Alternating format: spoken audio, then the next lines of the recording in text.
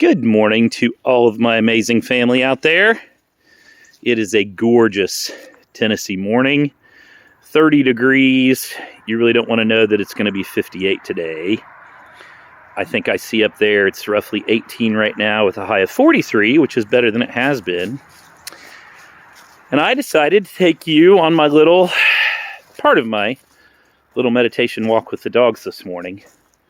See our little spring well that used to feed the house years and years and years ago. So, good morning, y'all. It's bright, sunny morning. Isn't that gorgeous? So, the purpose of this is to write and just say how much I am extremely grateful for you. If you are receiving this, you are just part of my extremely important special village. And let's face it, they say it takes a village. Ha! I think it's taken a continent for me to support me along the way. But I'll tell you, I have had a heck of a village of loved ones to love and support me, and I'm so grateful. So, as you know, celebrated my first year in kind of my own recovery of sobriety, and that was so amazing. And the night that they put the cards and letters down in front of me was simply so special. I just sobbed and read through them all and just could not believe the immense love. And I just thank you all. Thank you for taking the time and energy to support me. Oh, I'm out of shape coming up that hill. Really does it to a guy. I'm pretty chunky right now, but you know what? I'm not even worried about that. That's probably the only thing right now that isn't going so well, and that's just because I haven't made it to the gym again, but I'm not too worried about it. So, anyway, let me catch my breath here. Thank you so much for the cards. They did it on Saturday after the 17th, so it was the 22nd. The kids came home and the spouses, and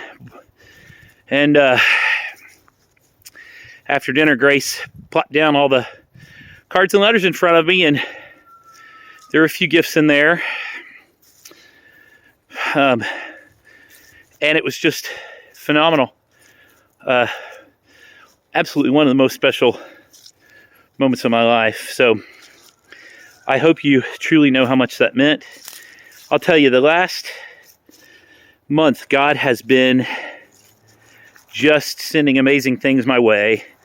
So I'm still working in insurance. You know, all my life I've worn masks. I think everybody knows my story. I've tried to prove myself for years that I was somebody I'm really not, and just trying to prove myself in business because I have that crazy business degree.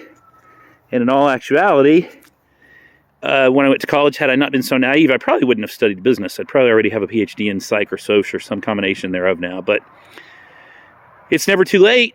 I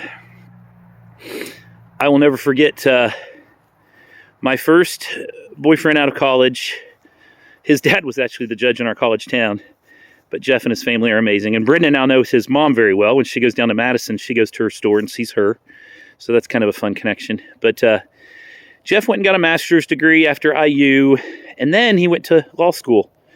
And I was with him through part of law school. And there was a 80-plus-year-old man that graduated with him in law school. And I think that man practiced till he was 90-something. So that was pretty cool. So maybe there is hope for me. It's 50, at 50, wow.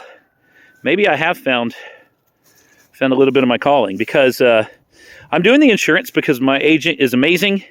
He wants to keep me as long as I want to stay with him. He'll keep me in any capacity. So I'm selling and just helping him with marketing and sales, but I'm not going to the office much. I'm doing it all on my own, and that's actually working out pretty well.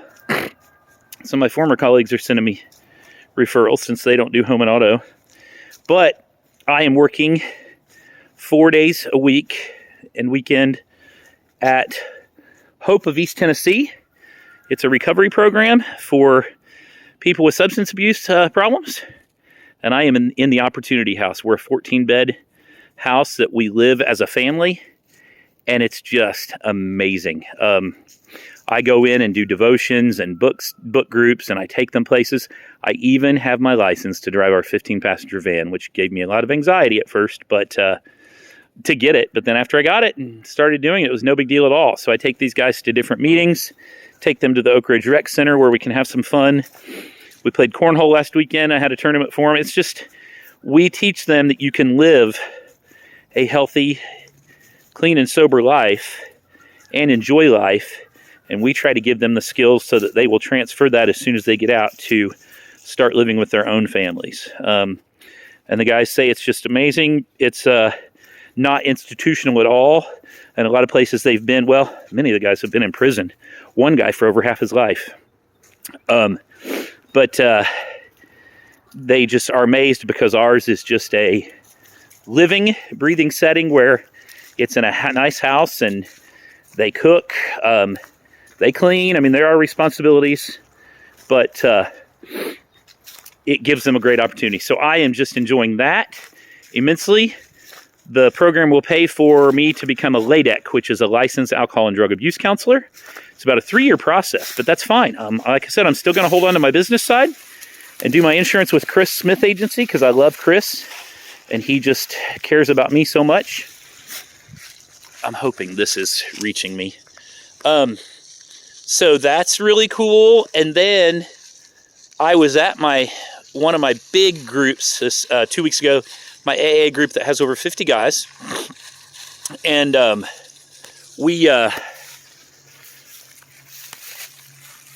was this guy there with a dog, and I happened to sit by him because I love my dogs. And he has Parkinson's, and he is 65.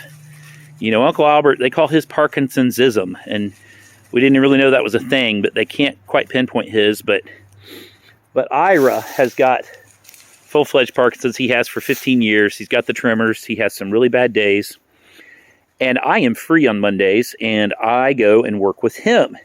He had a company in Rhode Island, was a huge big-time jeweler, had contracts with Nordstrom and places all over the world. And I go now help him. I help him with a lot of his business and daily stuff because things really, really stress him out. And so I do that, and then he just wants me to have fun with him and enjoy life. He asked me if I'd actually go golfing with him. I said, well, I'm not good, but I'll gladly go golfing with you. He's going to teach me to skeet shoot because he loves his skeet shooting and actually loves guns, and he takes a course each year to make sure he can still do it, and he knows the days that he can't. So I'm just going to try to give him some quality of life, and I love working with him. And then my overall schedule keeps me at home completely free on Wednesdays and Thursdays. And Aunt Lisa was really getting overwhelmed just with her schedule because we now have Uncle Albert in an exercise program an hour away in Knoxville. And she was taking him on Tuesdays and Thursdays. She got her Bible study on Wednesdays. So now I'm home with him all day Wednesday. She can go to Bible study, have lunch with friends, do whatever she wants. And then Thursday, I take him, and so she's got another day. And that's been phenomenal. So God's just laying it all out. And on paper, for the first time in a long time, my schedule just looks nuts, but it's really not. Everything I'm doing, I love. Nothing's too crazy stressful. I just love being at the house with the guys and love helping Ira. And yeah, and I'm still just working my own program, making sure I never, ever go back to numbing myself after a lot of years of pain. I mean, let's just face it, I wasn't mature enough to handle a lot of things that came my way. I wasn't emotionally mature enough. So that's just kind of my story right now, and I know this is a little long, sorry, but y'all know how long-winded I am. So again, I wanted to say thank you. I've tried to do this a few times, and my phone was clogged with memory, so I had to download pictures and videos and start anew. I needed to do that a long time ago. And again, I just can't tell you from the bottom of my heart how much you have helped me. All of you helped me along the way at different points. And then just getting those cards and letters this time of support meant so very much. So thank you all. I love you, love you, love you. I am so extremely grateful. And I am just grateful for today. And as they teach us in our program, and we tell the guys every day, it's one day at a time.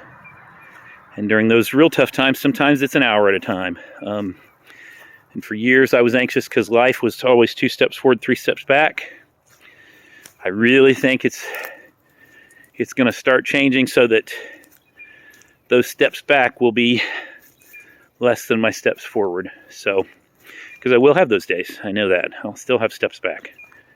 But wow, so many things are going right and in the right direction. And I feel like I'm truly valued and doing something to add value to society for one of the first times in my life for a long, long time. So let's face it, just a big bank account has never turned me on.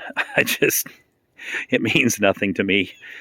So yeah, I know I need money to live, but at 50, I think I finally have realized that I don't have to please anybody else. I don't try to have to be anybody that I'm not. Just can be myself and go and live and be.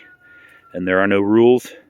As Todd Fuqua told me when we were together, and he sent me a very nice card as well, but he was like, Jerry, you've always danced to the beat of your own drum, so you can't compare yourself to other dancers. That was one piece of wisdom I use a lot that he gave me.